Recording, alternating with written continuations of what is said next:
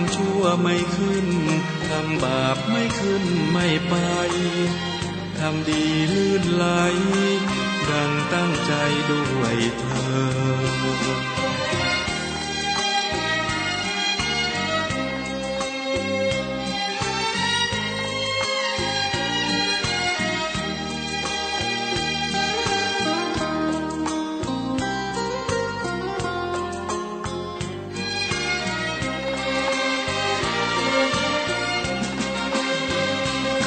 เป็นสหายกับเหล่าเทวะเทวัน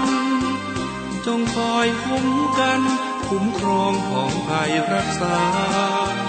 ทางโลกทางธรรมชักนำดังจินตนาสติปัญญามนุษย์เทโวส่องชายปรารถนาจงเห็นผลสำเร็จใจงามดังเพชรเหมือนดังที่มุ่งหมายทำชั่วไม่ขึ้นทำบาปไม่ขึ้นไม่ไปทำดีลื่นไหลดังตั้งใจด้วยเธอ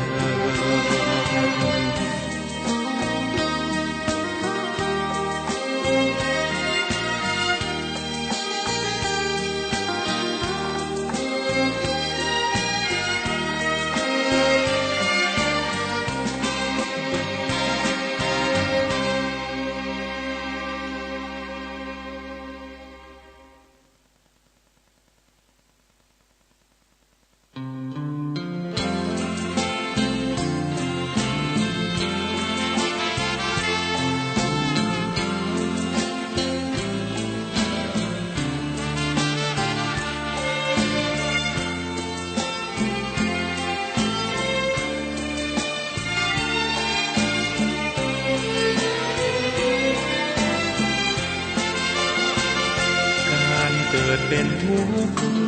เหตุทำให้เกิดทุกข์ช่องทางดับทุกข์นั้นคืออุเบกขาอริย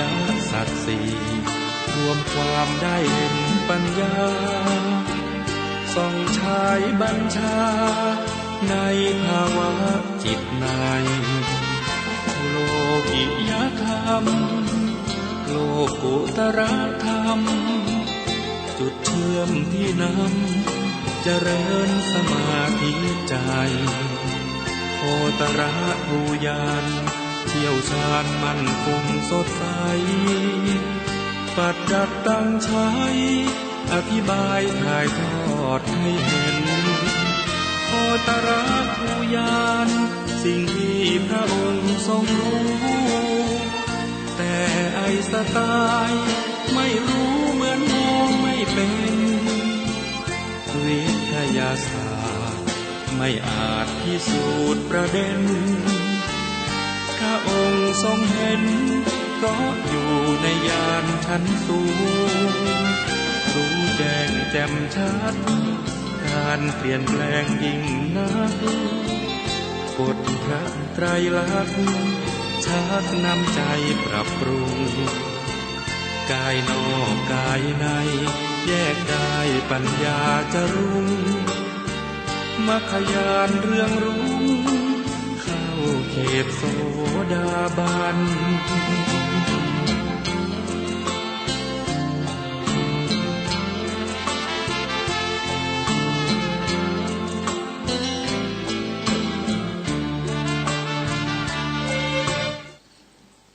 พุทธคุณวางไว้กลางเกล้าเพื่อป้องกันเหล่าไพลินสิ้นทั้งหลายธรรมคุณทูลวางไว้กลางใจเพื่อช่วยให้หูทั่วถึงชั่วดีสังฆคุณทูลไว้ในชีวิตเพื่อช่วยพิษพ้นทุกข์เป็นสุขีโดยบุญอภิวันอัญชลีสวัสดีโดยการนิรันดร์เทิน10 นิ้วกราบแนบไตรไหว้สาปารมีธรรมในครูบาอาจารย์พระมหาเถรานุเถระท่านเจ้าคณะพระสังฆาธิการทุกรูปทุกตนขอความสุขความสวัสดีในธรรมะแห่งองค์สมเด็จพระสัมมาสัมพุทธเจ้า จงมีแก่บรรดาสาธุชนท่านผู้ฟังทุกท่านที่ได้มีโอกาสเปิดวิทยุรับฟังรายการเสียงธรรมก่อนรับตาตั้งสถานีวิทยุเพื่อการศึกษาพระพุทธศาสนาและวัฒนธรรม FM ความถี่ 104.50 เมกะเฮิรตซ์ส่งสัญญาณจากวัดยังกำสู่ สถานีวัดฝ่ายหินสถานีวิทยุเพื่อการศึกษาพระพุทธศาสนาและวัฒนธรรมแห่งนี้ทุกๆเมื่อค่ำยามแรงของแต่ละวันญาติโยมสาธุชนก็ติดตามฟังกันได้ 19 นาฬิกา 5 นาทีถึง 20 นาฬิกาบางที่ก็อาจจะมีการได้ฟังจากคลื่น 87 ดีเจสัมพันธ์สื่อสารสัมพันธ์จังหวัดลำพูนโดยวันนี้ก็เช่นเดียวกันปะกันแล้วจะได้นำปากราบพระไหว้พระสมทานแก้ว5 โกฏาก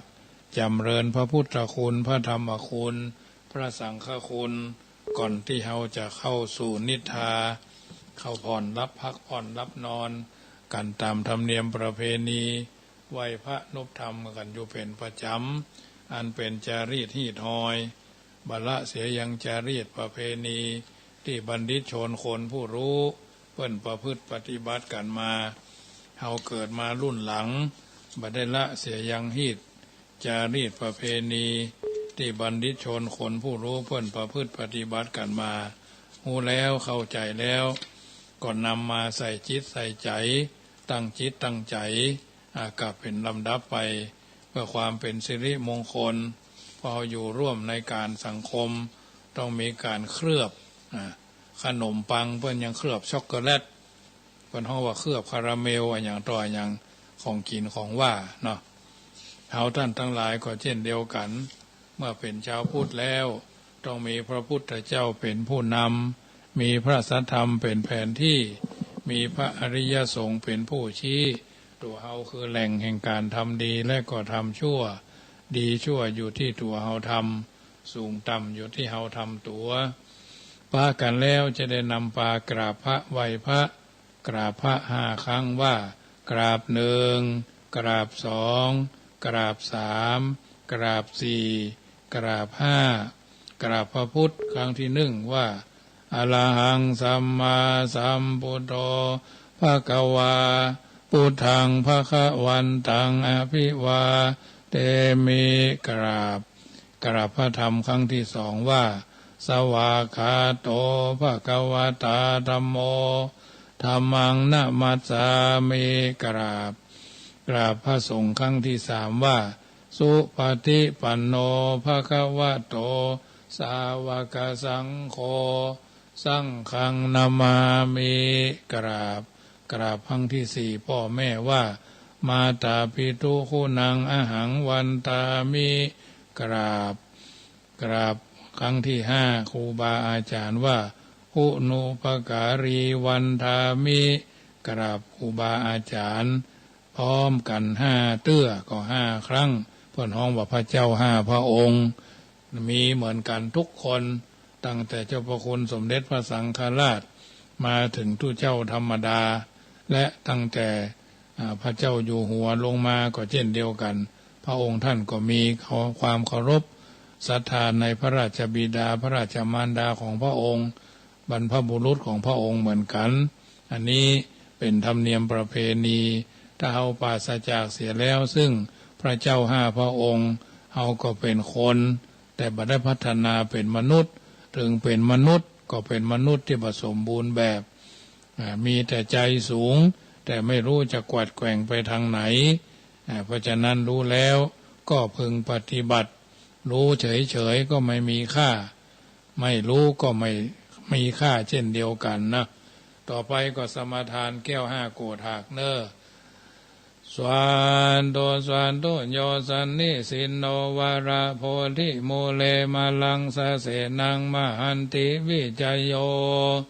สัมโพธิมากันจีอนันตัญญาโนโลกุตตโมตังปะนามามิ พุทธังอัตถังกิโกอริยปัตโตจนานังโมคขปเวสายะอุโจกามโกธัมโมยังสันติกโรปานิโตนิยานิโกตังปันนามามิธัมมังสังโฆวิสุทโธวรตกินายโยสันตินทริโยสัพพะมะลัปปะหิโนคุเนหิเนเกหิสมิธิบัตโตอนาสโวตังปันนามามิพุทธังกุณาสากลันตังนามามิธัมมังมุนิราชเทสิตังนามามิสังฆังมุนิราชสาวกังนามามิกัมมทานังนิพพานาติขโมปะยังนามามิกัมมทานาตายกาจะนิยังนิพพานามะกุเทสกังอัจจโยโนพันเตจักมายะถาภะเลยะถามูลเอยะถากุสเลเยมยังพุทธธัมมาสังฆกัมมทานังกัมมทานาตายกาจะนิยาสังฆเตสุปัญจรัตเนสุอธิเทวาปัจจุปันเนวาอวิวายะทิวาระโหวากาเยนะวาวาจายะวามนัสสาวาปะมะตังวาการะวังวากาสิมาติสวายะธาธัมมังปฏิกะโรมาเตสังโนปันเตพุทธาติรัตนาปัญจกังอนุกัมปังอุปาทายะอัจจยังอัจจยโตปฏิกันหาโตขะมันโตสัพพังโตสังอายติงสังวลิสามานาภูเนวังกะลิสามาพุทธปูจามหาเตจาธรรมปูจามหาปัญญาสังฆปูจามหาลาภาปูจาละเหปูจายะโตพุทธพุทเทยะทิวาสาวเกปะปัญจาสมติกันเตติเนโสกะปริเทเวตาทิเสปูจายะโตนิพุเตอากูโตภะเยนะสกาปุญญาสังฆตุงอิเมตามะภิเกนะจิอิมินากิตุปะบุภาราจาปูจากาลวะกะเมนะเมตยาพุทธสัตสานัญจาระภามหัสเสยาวานิปานะปัจนุปัจจโตพุทโธเมตโยเทวะปูจิโตสังสะเลสังสารันโตปิอภเยนะขมามหัสเสนิปานะปัจจโยโหตุโนนิจจังนะโมตัสสะภะคะวะโตอะระหะโตสัมมาสัมพุทธัสสะนะโมตัสสะภะคะวะโตอะระหะโตสัมมาสัมพุทธัสสะนะโมตัสสะภะคะวะโตอะระหะโตสัมมาสัมพุทธัสสะ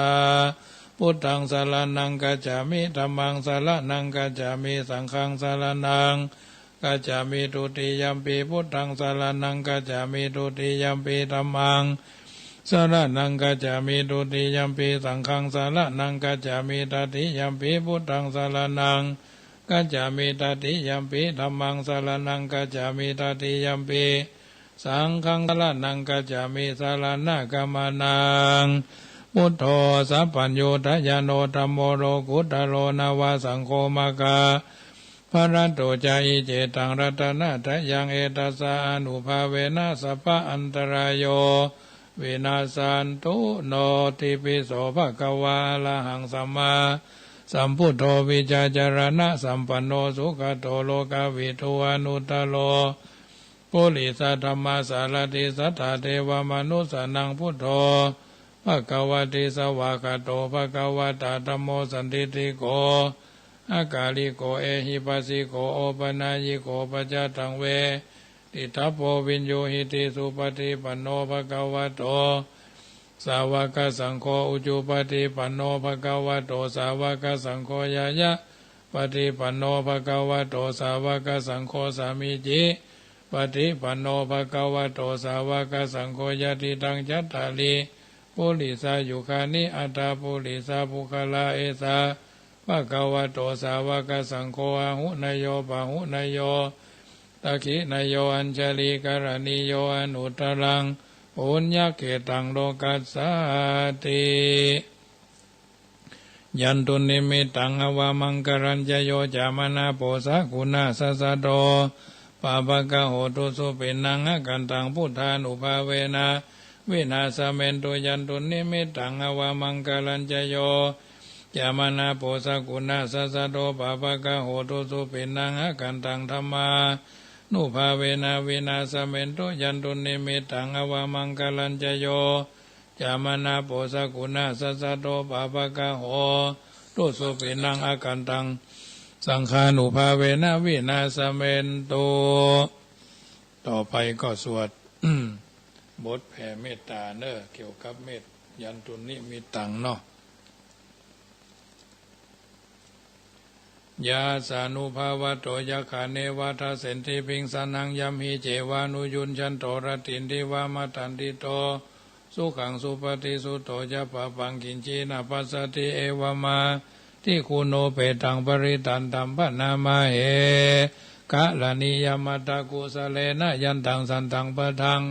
อาภิสเมจะสะโกหุจูจะสุหุจูจะสุวะโจจะสามุโตอนาติมานิสันตุสโกจะสุภโรจะอาปากิโจจะสันลาหุกาวุติสันตินทริโยจะนิปโกจะอาปาคโพ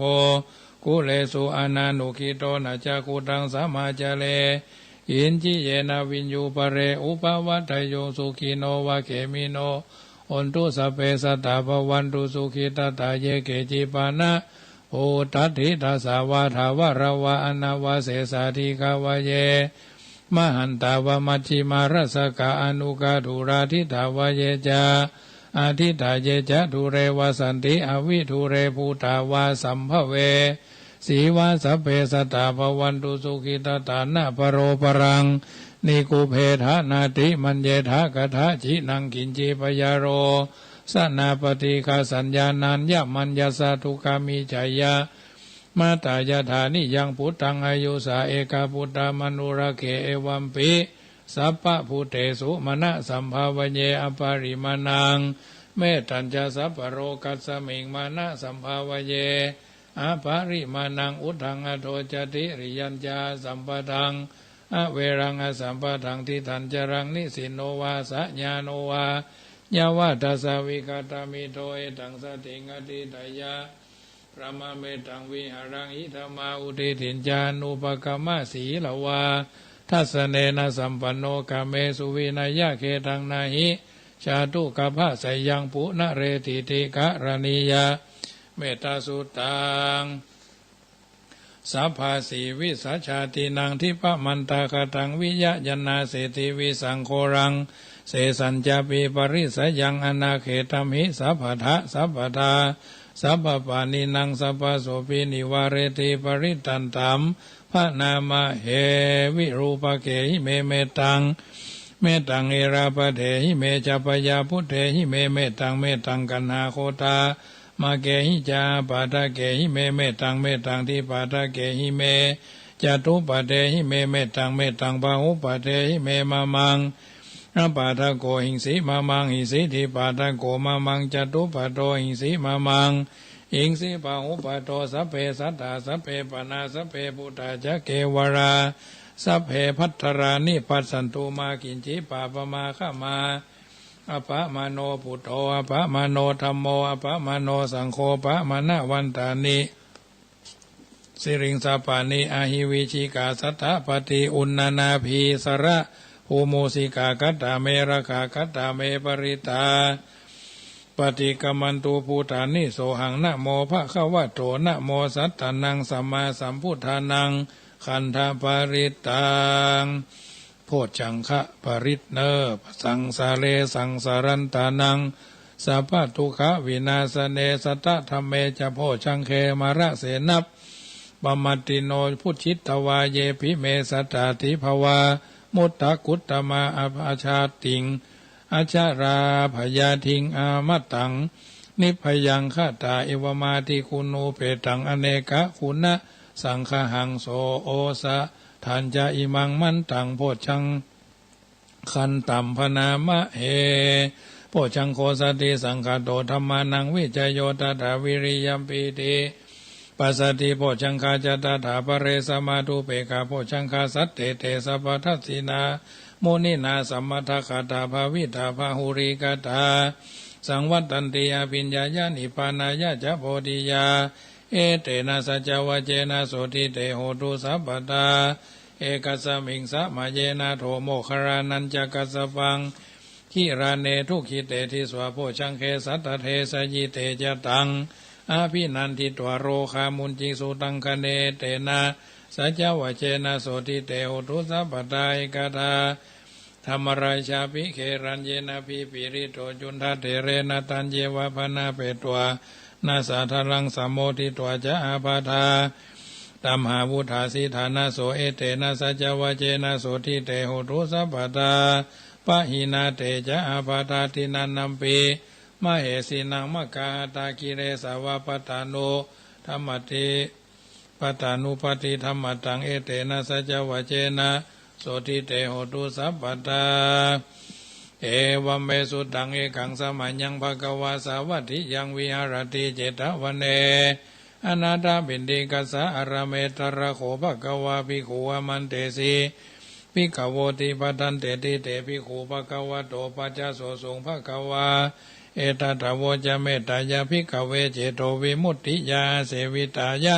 ภาวิตายะพหุริกตายะยานิกตายะวัตโตกตายะอนุติตายะปริจิตายะสุสมารัตายะเอกาทัสสานิสังเอกาทัสสานิสังสาปฏิกังขาคัตตเมเอกาทัสสะสุขังสุปฏิสุขังปฏิปุจจตินาปะปะกังสุปินังปัสสติมนุสสนังพิโยโหติอมนุสสนังพิโยโหติเทวตารคันตินาสะอคิวาวิสังวาสัทธังวากามติตุวตังจิตังสมาธิยติโมขวันโนวิปัสสิทติอาสัมมุลโหกาลังกโรติอุตตริงอปติวิจันโตปมโรกุปโคโหติเมตตายะภิกขเวเจโตวิมุตติยาเสวิตายะภาวิตายะปะหุลิกตายะยานิกตายะวัตถุกตายะอนุตติตายะปริจิตายะสุสมารัตายะอิเมกาทัสสังสาปตาอิเมกาทัสสานิสังสาปฏิกังขาติอิธามโวจะภะคะวะอัตตมนาเตภิกขุภะคะวะโตภาสิตังอภินันทุนติอิติปิโสวิเศษเสอิปิอิเสเสพุทธนาเมอิเมนาพุทธตังโสปินิอิโสตังพุทธปิติอิพุทธะพุทโธคุ้มครองพระธรรมโมป้องกันพระสังโฆรักษาสัพพะเทวารักขันตุสัพพตาพระพุทธเมตตาจิตังมะมะพระพุทธพุทธานุภาเวนะธรรมะเมตตาจิตังมะมะธรรมะธรรมานุภาเวนะสังฆะเมตตาจิตาจิตังสังฆะสังฆานุภาเวนะสัทธาสุธีภวันตุเมอมปุถโธโยเขี้ยวคาดพระพุทธเจ้าย้ายบาทอิติปิโสภควาอมธัมโมโยเขี้ยวคาดพระพุทธเจ้าย้ายบาทอิติปิโสภควาอมสังโฆโยเขี้ยวคาดพระพุทธเจ้าย้ายบาทอิติปิโสภควาพุทโธโยโนธัมโมโยโนสังโฆโยโนพุทโธคารโวธัมโมคารโวสังโฆคารโวอิโตฐานะโตยวะปรัมปรายมัสสมิงสุจักขวาเรสุอิติปิโสภความือข้าพเจ้ามี10 นิ้วทั้งหว่างคิ้วกายเกศาข้าพเจ้าจักไว้คุณพระปิตามี21คุณพระมันดามี12คุณนางโพศพคือแม่โพศพมี39คุณพระพุทธเจ้ามี56คุณพระสัทธรรมเจ้ามี38คุณพระสังฆเจ้ามี14คุณพระอาจารย์เจ้ามี10คุณกรรมฐานเจ้าเบื้องต้นเกศาโลมานะขาทันตาทะโจมี8คุณไฟ4คุณลม7อากาศ10แม่ธรณี21แม่คงคามี12อักขระมี33คุณศีล5มี11คุณศีล8มี12คุณศีล10มี21คุณปาติโมกข์สังวรศีลมี227คุณอรหันตามีมรรค4ภระ4นิพพาน1เป็นเก้าคุณอัสวาสคุณนิสวาสคุณพระวิหารเจ้า84,000หลังคุณพระมหาชินราชเจ้า84,000ดวงขอจงมาเป็นซอยประดับกายาแห่งข้าพระเจ้าทั้งหลายเมื่อข้าพระเจ้าจักดับจิตเสี่ยงชีวิตนักละสรีระร่างสังขารธาตุน้ำธาตุดินธาตุลมธาตุไฟในปีใดเดือนใดวินาทีใดนาทีใดดังอันขออาราธนาพระคุณเจ้าทั้งหลายทั้งมวลมาปิดประตูจตุรอบายทั้ง4ขอพระคุณเจ้าทั้งมวลจงมาเปิดประตูเนรปาน แก่ข้าพระเจ้าแด่เตอนิพพานปัจจโยโหตุโนนิจจังไหวปารมี30ทัดเนอสวนโตพระปัญญาปาละมี30ทัดสวโตพระปัญญาปาละมีวัดแวดล้อมวิริยาปาละมีอ้อมระวังดีศีลปารมีบังหอกบังดาบเมตตาปาละมีผ่าแป้ตั้งผืนตนะปารมีคือเป็นผืนดังต่ออุเบกขาปาละมีคือก่อเป็นเวียงสัจจะปาละมีแวดระวังดีเป็นไม้ไตคันตีปาละมีกลายเป็นหอกเป็นดาบบังหน้าไม้และปืนไฟอธิฐานะปารมีพันดาบไปทุกแห่งแห่งป่าฝูงหมู่มารพิสร้างพายเพศทุกทวีปพบที่ปังไปนี้นางธรณีอัศจรรย์โสสะเหมือนพันอยู่ข้างน้ำนาตีนองกวางต่อกวางแตกตีฟองระนองระนอกกายเป็นเข้าตอกดอกไม้ถวายปู่จาพระแก้วแก่นไทยสตันพระพุทธังเอ่ยจงมาภายโพดอนุญาตโตดโพดผูคาแต่ดีลีแม่ธรณีออกมาฮีดมวยผมอยู่ที่ธาตุจ้างหายคายข้าจังงาซับดินพ้นน้ำนาทีลงพัดพายคอจ้างพายหักตบเท้าพญามารห้องอ่าวปูนกลัวกาบยอมือคืนตูนหัวใส่เกาผู้คานีเล่าได้จีว่าลูกศิษย์พระพุทธเจ้าตนมีบุญสมภารอันมากนักพระพุทธเจ้าจึงตั้งพระปัญญาปาละมีไว้เก้าจันตั้งไว้ตั้งนาก็ได้เก้าจันตั้งไว้ตั้งหลังก็ได้เก้าจันตั้งไว้ตั้งแต่หัวแผ่วตีนก็ได้เก้าจันตั้งแต่ตีนแผ่วหัวก็ได้เก้าจันแสนว่าลูกปืนจักมาเสมอเหมือนฝนแสนหาก็บ่มีมาจากใครใดข้าพระเจ้าเลยได้จีว่าพุทธกุนังธรรมะกุนังสังฆะกุนังพุทธอินตา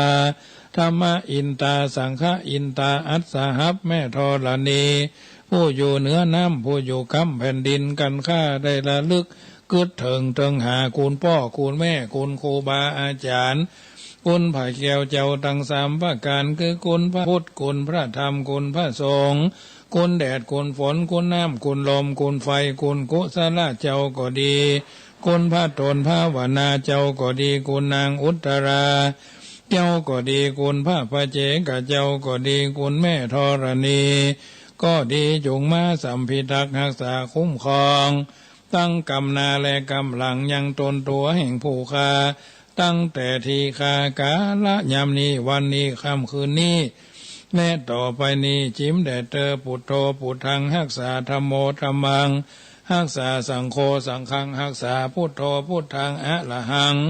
ธัมโมธัมมังอะระหังสังโฆสังฆังอะระหังพุทโธ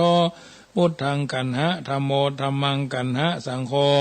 สังฆังกันหะพุทโธบังซ้ายธัมโมบังขวาสังโฆบังกายาอะระหังบังเกสาอะระหังพุทโธนะโมพุทธายะแผ่เมตตาเนออิมายะธรรมานุธรรมปฏิปฏิยาพุทธังปูเจมะอิมายะธรรมานุธรรมปฏิปฏิยาธัมมังปูเจมะอิมายะธรรมานุธรรมปฏิปฏิยาสังฆังปูเจมะอิตังโนปุญญาภาคังราชาทีนันจะสัพพสัตตานังเทมะขอข้าพระเจ้าขออุทิศส่วนบุญกุศลที่ได้บำเพ็ญให้เป็นไปแล้วนี้ให้แก่พี่ดามารดาครูอุปชาอาจารย์กรรมวาจาจารย์อนุสาวนาจารย์ศีราจารย์ญาติสนิทมิตรสหายท่านผู้มีพระคุณท่านผู้มีบุญคุณทุกท่านทุกรูปทุกนามขอถวายเป็นพระราชกุศลแด่พระบาทสมเด็จพระวชิรเกล้าเจ้าอยู่หัวและพระบรมวงศานุวงศ์และผู้บริหารประเทศเขตแดนโดยเฉพาะจังหวัดลำพูนเชียงใหม่เชียงรายและแม่ฮ่องสอนเป็นต้น องค์สมเด็จพระสังฆราชผู้เป็นประมุขของพระศาสนาพร้อมทั้งผู้บริหารราชการท้องถิ่น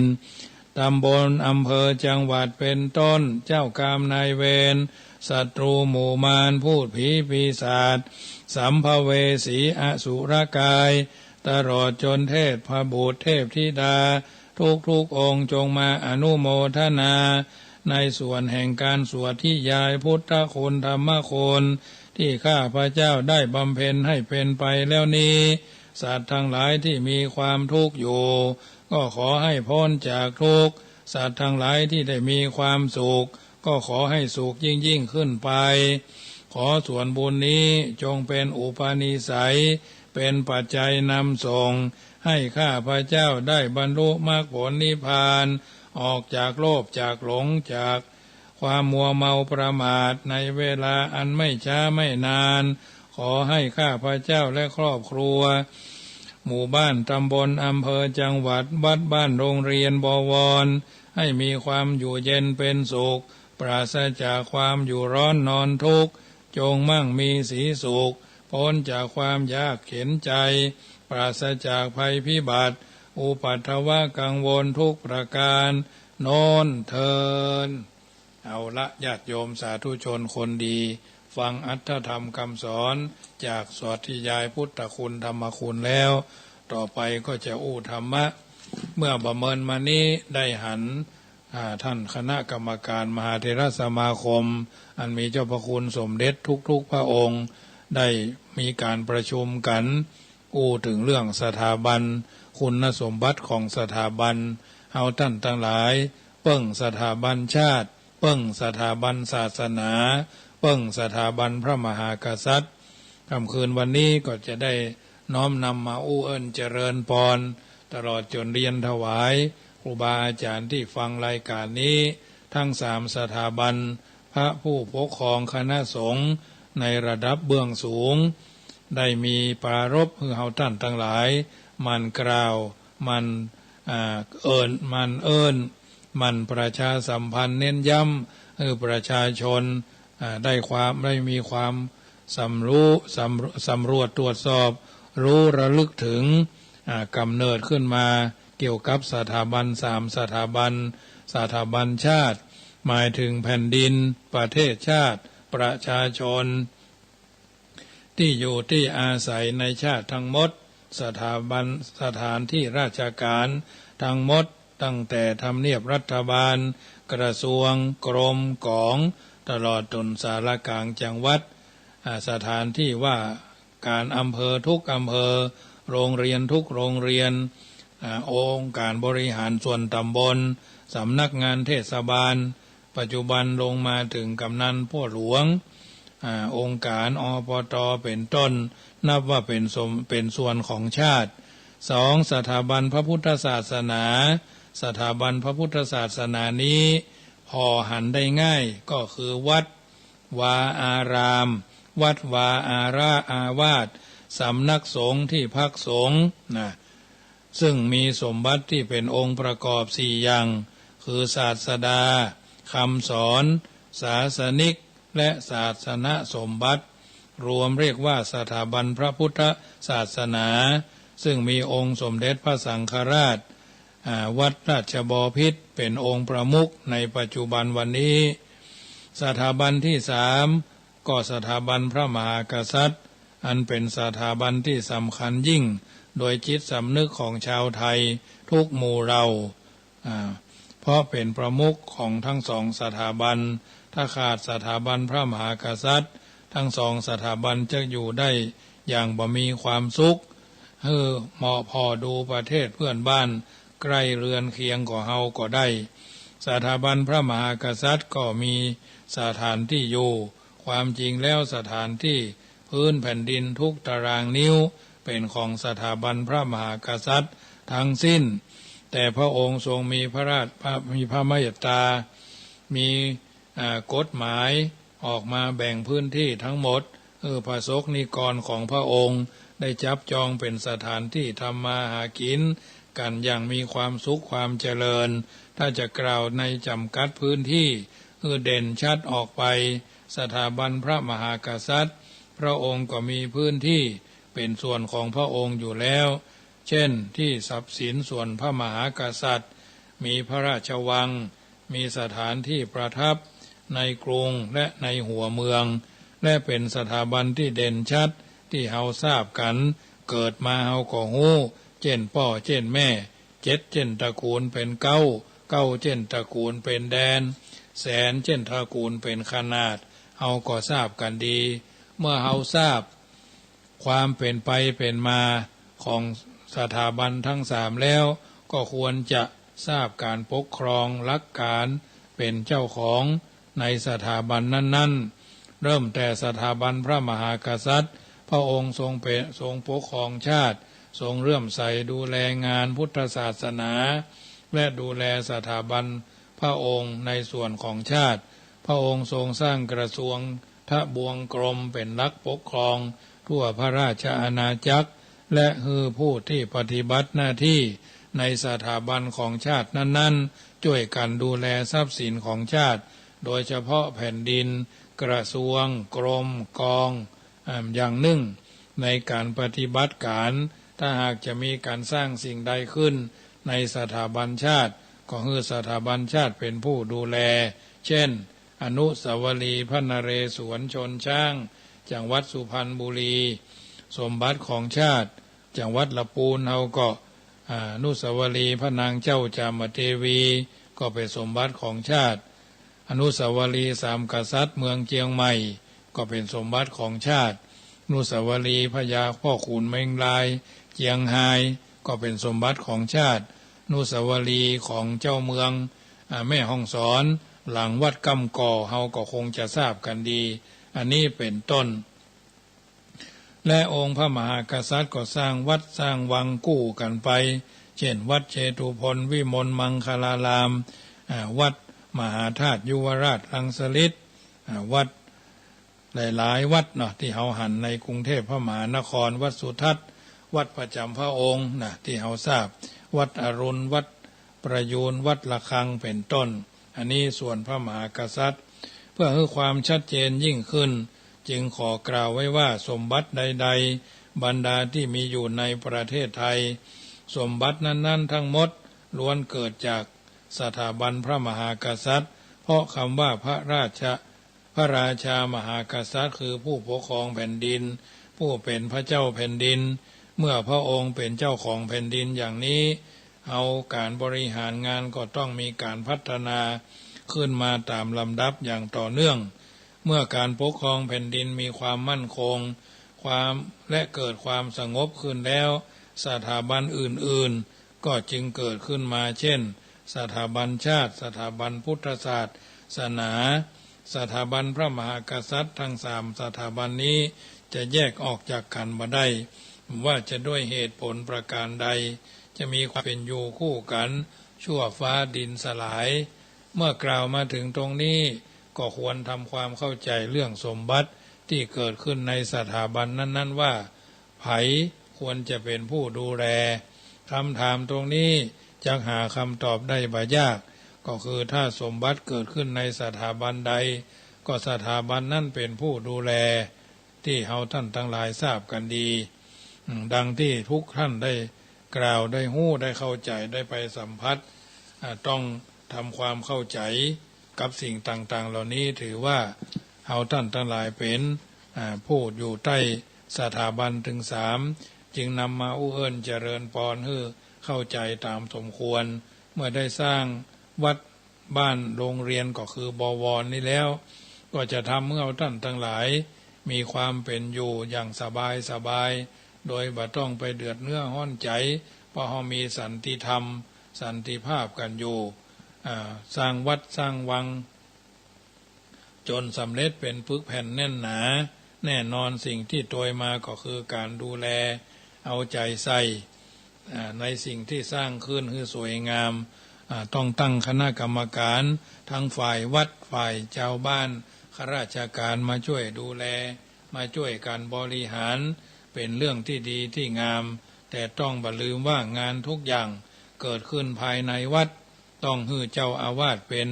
ผู้เป็นใหญ่ในวัด เป็นประธานทุกครั้งทุกเรื่องเพราะเจ้าอาวาสมีอำนาจตามพระราชบัญญัติคณะสงฆ์มาตราที่37มาตราที่38คุ้มครองอยู่ถ้าเราจะปฏิบัติการตามกฎหมายแล้วทุกสิ่งทุกอย่างก็จะไม่มีปัญหาได้บุญด้วยกันทุกฝ่ายจึงถึงความเจริญงอกงามไพบูรย์ทุกฝ่ายเมื่อมีสิ่งที่เป็นมงคลเกิดขึ้นในวัดผลประโยชน์เกิดโดยมาจะตั้งมูลนิธิก็ได้วัดเป็นนิติบุคคลมูลนิธิก็เป็นนิติบุคคลมีกฎหมายคุ้มครองภัยทำผิดกฎหมายกฎหมายก็จะลงโทษเองแต่อย่าลืมว่าแม้จะจดทะเบียนเป็นมูลนิธิก็ฮือชื่อวัดเป็นชื่อมูลนิธิและฮือเจ้าอาวาสเป็นประธานมูลนิธิมีคณะกรรมการร่วมกันบริหารวัดและมีคณะกรรมการเป็นฝ่ายบริหารงานของมูลนิธิก็จะเรียบร้อยดีงามจึงเป็นแนวทางฮือข้อคิดในข้อปฏิบัติไว้เพราะฉะนั้นเราก็มีส่วนร่วมด้วยช่วยกันเป็นหมู่เป็นคณะอันนี้นำเสนอเพื่อพิจารณาเพราะเพิ่นกล่าวมา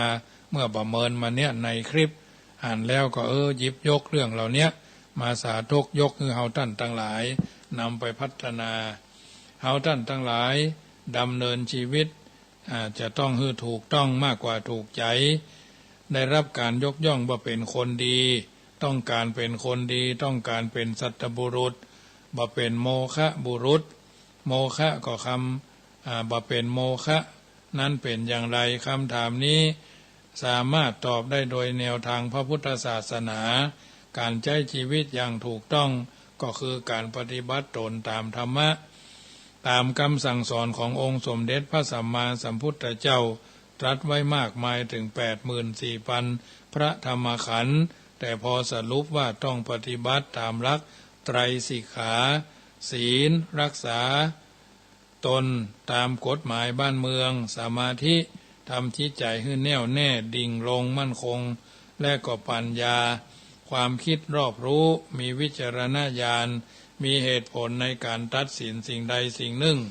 คนที่ได้รับการยกย่องว่าเป็นคนดีนั้นจะต้องหลีกเลี่ยงความชั่วทำแต่ความดีปฏิบัติแต่สิ่งที่เป็นกุศลและทำจิตใจให้สดใสเบิกบานรื่นเริงบันเทิงทั่วดำเนินชีวิตไปตามสายกลางไม่ตึงเกินไปไม่หย่อนยานเกินไป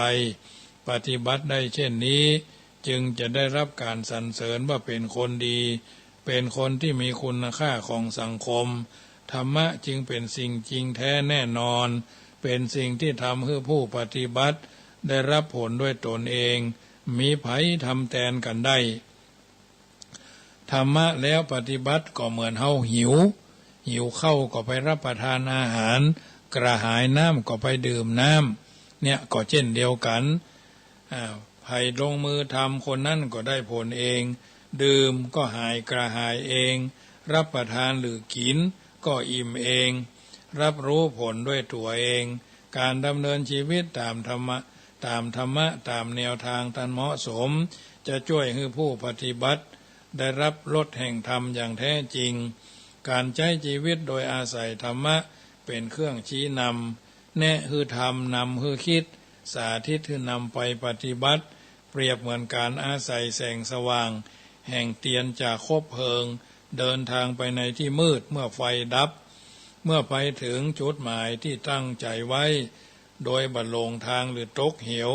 ตกหลุมตกร่องพะเลิดหัวขึ้นใดต้าวเนาะธรรมะเปรียบเหมือนแสงสว่างที่ส่องกระจ่างสว่างซ้ำการค้นว่าชีวิตคืออะไรคงบ่สำคัญเท่ากับคนหาเจอว่าเฮาควรใช้ชีวิตอย่างใดให้สมกับที่เกิดมาเป็นคนที่พัฒนามาเป็นมนุษย์ซึ่งเป็นสิ่งมีชีวิตมีภาวะสมบูรณ์ในการสั่งสมบารมีในการสร้างคุณงามความดีว่าจะเกิดมายากดีมีจนรูปลักษณ์ภายนอกจะเป็นเช่นใดก็ตามแต่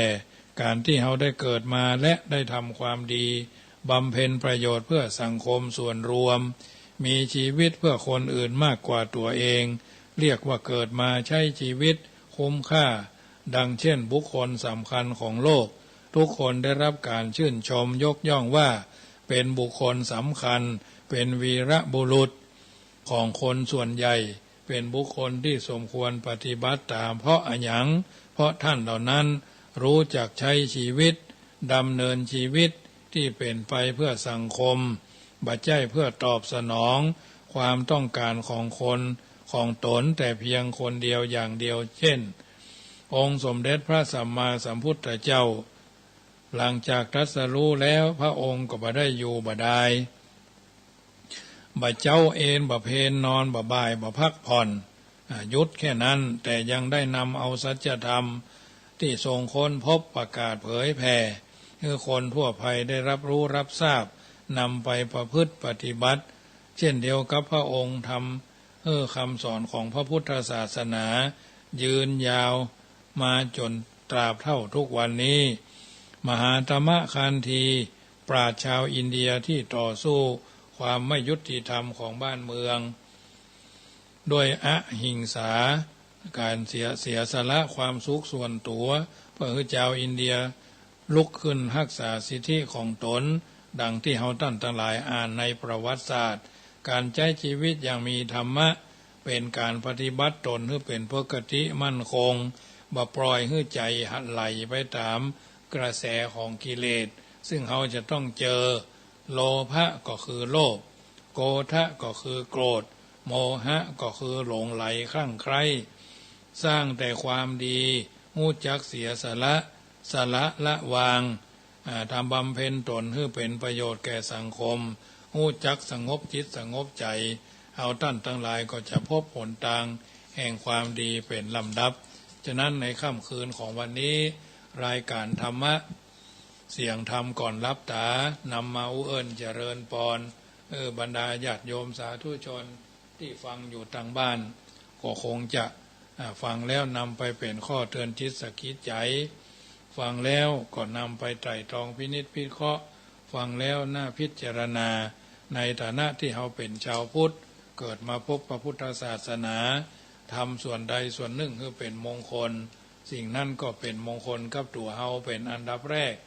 ดังที่เพิ่นบอกว่าศีลธรรมมีอยู่คู่กับโลกยิ่งกว่าโชคใดๆที่ใฝ่ฝันโชคจะดีหรือร้ายอย่างไรกันสิ่งสำคัญอยู่ที่มีศีลธรรมเท็จจริงแค่ไหนก็ต้องไตร่ตรองพินิจพิเคราะห์เอาตามลำดับมา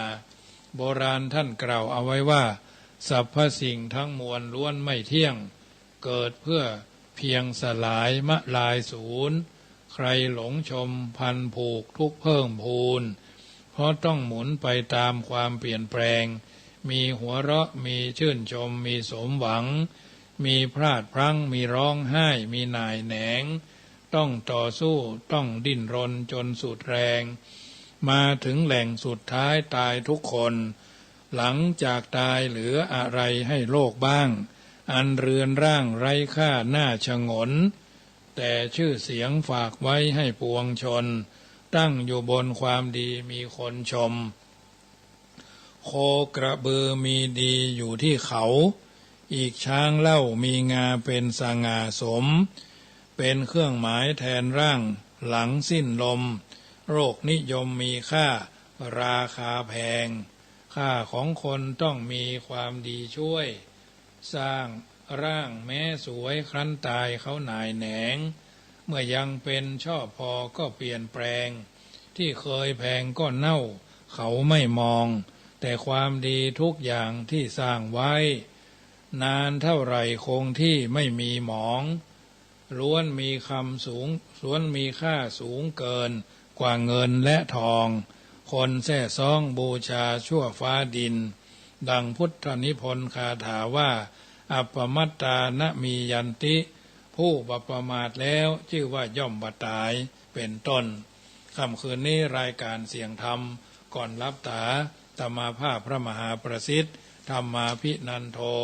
สาธกยกเอาอัตถธรรมสาระสิ่งละอันพันละน้อย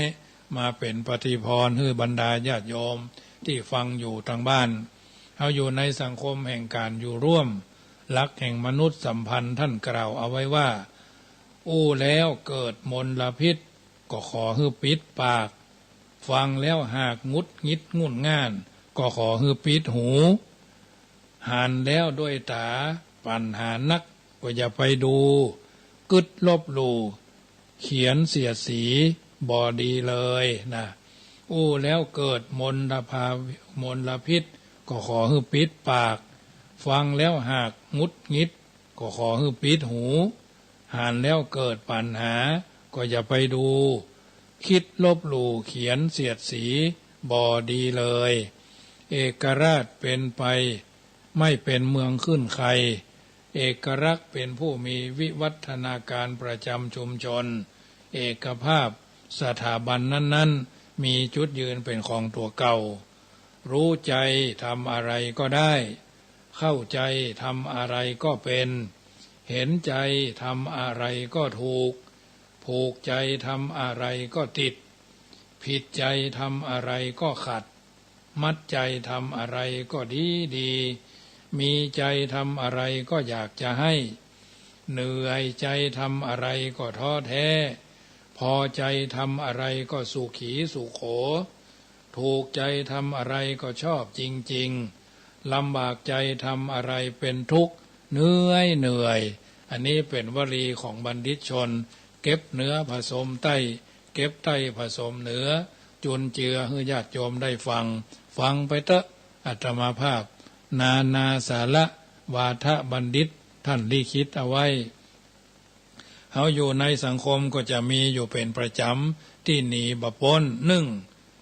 วิจัยแสวงหาความจริงวิจารณ์คนค้นคว้าหาความจริงท่องแท้ทำต่อหน้าเปิดเผยอนินทาติเตียนลับหลังกึ้มเงิมดื่มในน้ำบะไหลเจียวพื้นนิสัยบดีโอบะเลาะเพาะแพะนิสัยดีคบได้บ่เป็นปัญหา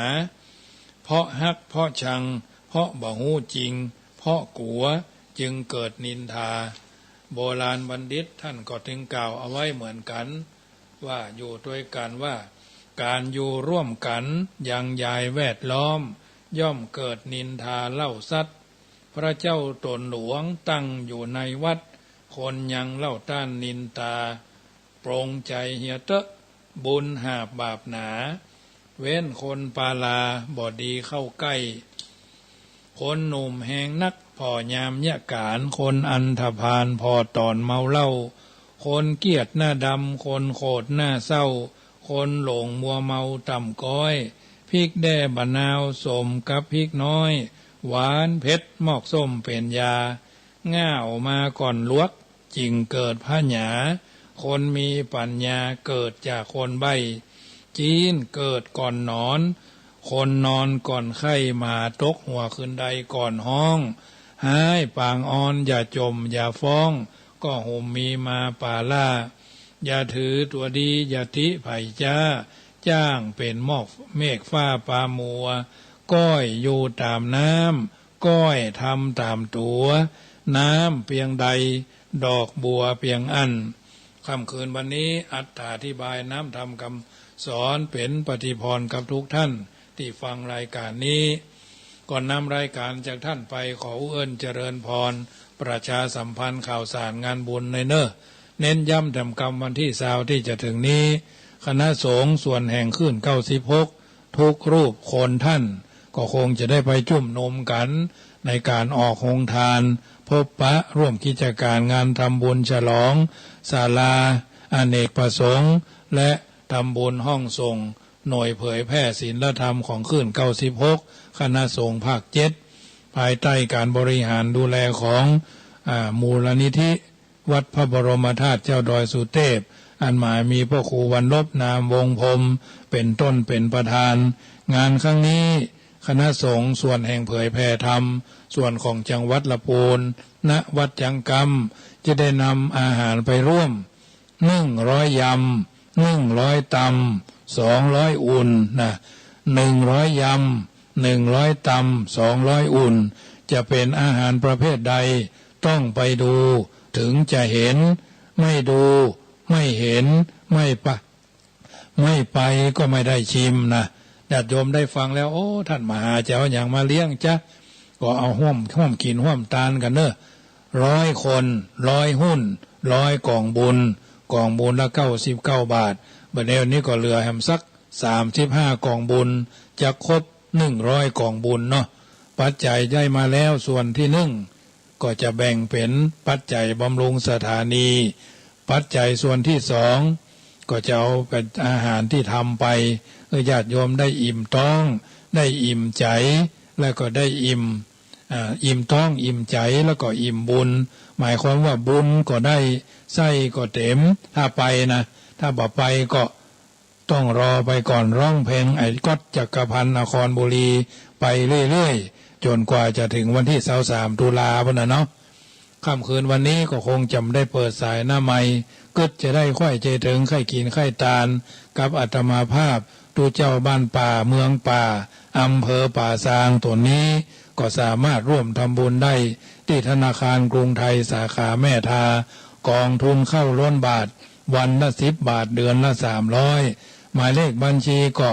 531-005-9903 โทรศัพท์ทักทายที่061-547-6539 วันพรุ่งนี้บ่าย 2เจอกันที่96พวกนี้เช้าก็เจอกันตามปกติสะทาโสถีพระวันตุโวอายุวันโนสุขังปะลังขอเจริญพร